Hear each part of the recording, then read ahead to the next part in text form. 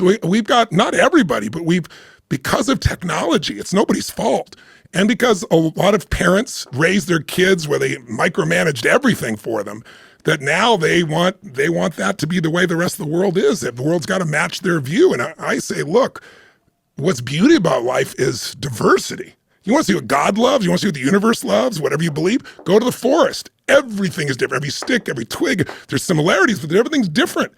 But this idea that we're all supposed to think the same way, be the same way, agree on everything, it's like what makes me so upset is you see people making enemies of the other side. I remember when I worked on both sides of the aisle politically to help people on both sides, Republicans and Democrats, obviously. I'm independent myself.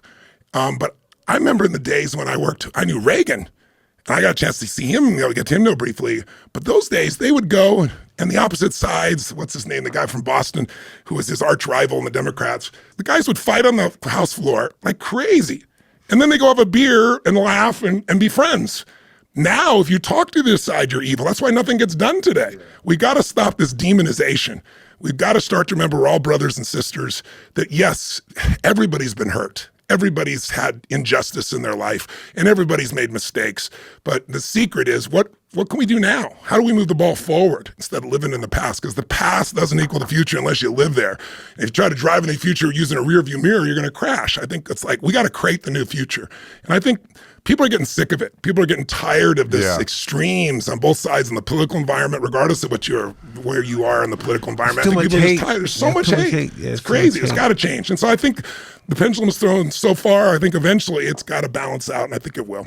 It's such an interesting dynamic of, as we get more comfortable, more comforts to take care of us, we get more sensitive. That's right. Yet we get more extreme in our views.